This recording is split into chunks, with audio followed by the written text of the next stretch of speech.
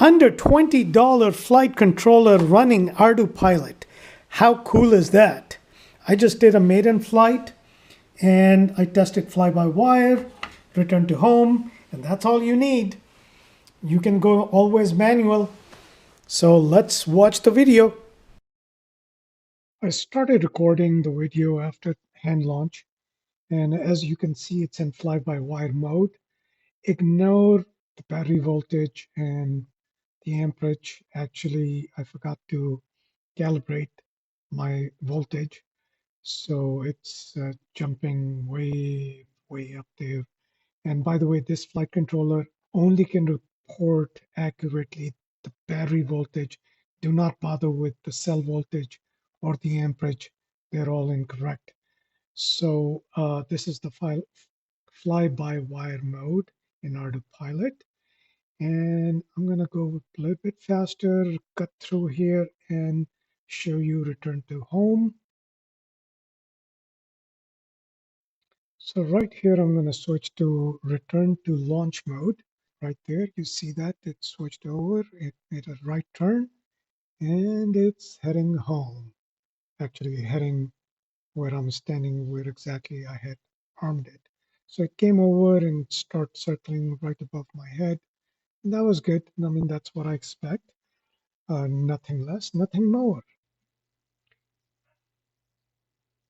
After return to launch, I tested the stall speed as I will switch back into fly-by-wire mode. I'm going to make the right turn and then I'm going to cut the throttle and see how slow I can fly this thing. And you can see that I cut the throttle there. The speed has dropped to almost 26, 25, and 24 now. Wanted to make sure that it doesn't go out of control or something, because in a stall mode, fly-by-wire can behave unpredictably. Let me put it this way. So just wanted to try that out, how slow I can go, and seems like it was still sufficient speed. And I think I had reduced my fly-by-wire min speed to 5 meter per second, but we'll check in a few minutes. The next thing I tested is how fast I can go, and I took it up to almost 100 kilometer per hour, no problem. It still behaved pretty good. So yeah, that checked out. So one admission that I picked a lousy time of the season to fly this plane, because as you will see, I'm trying to come back for landing and the sun is actually setting and I was unable to see myself. All I can see is a bunch of cows down there, which I hate after my run-in with the Swiss cows. I don't like them. But as I make the turn to face the wind, because the wind was blowing from kind of a northwest, I'm completely blinded. I can't even see myself. I don't know which hill I'm standing on. So I kind of guessed it. Um, must be somewhere around there. So as I come in and I can see myself, a little silhouette right there. So I was able to land. But yeah, I'm not going to fly during this time. And the cows were closing in. Don't like them. All right, let's talk about Ardupilot. So the firmware that it's running is 4.6.1 57591 CB8 on Matic F405DE and a whole bunch of numbers.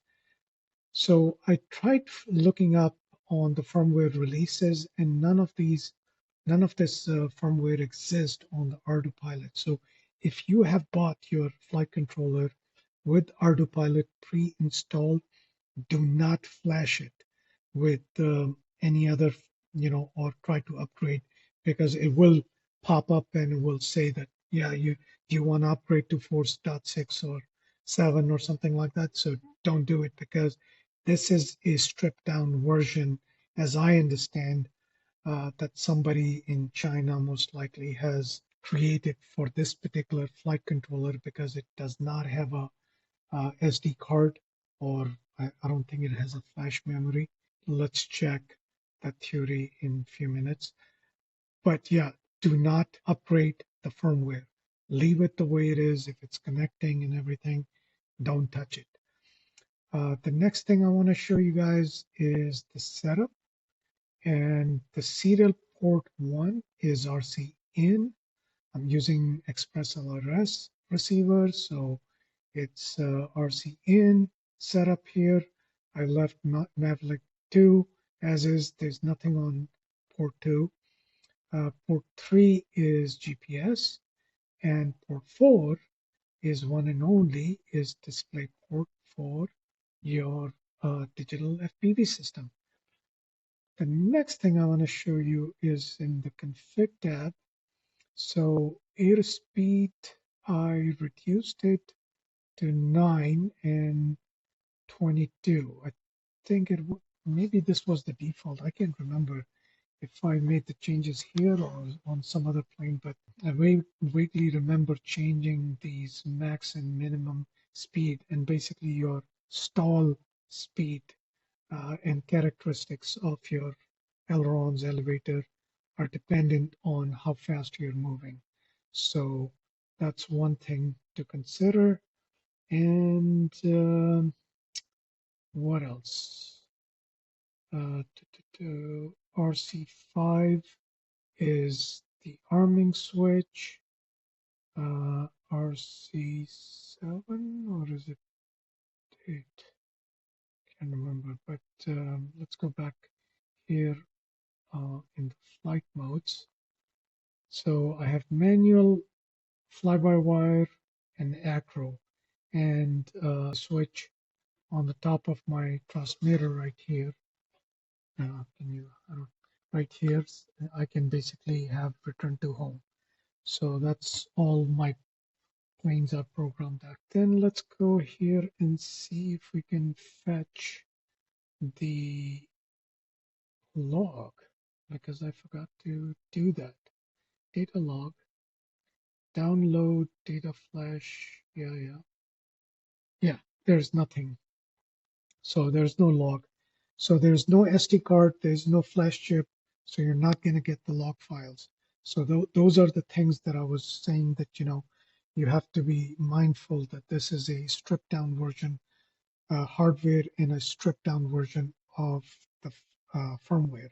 So if you have bought your flight controller from AliExpress, because they're the only one who are selling it, do not flash it with a newer version of Ardupilot. One last thing, AliExpress, let me move myself out. It's selling for $15.25, $4.59 for shipping. And there's a couple of versions here. So you can buy the flight controller and the back.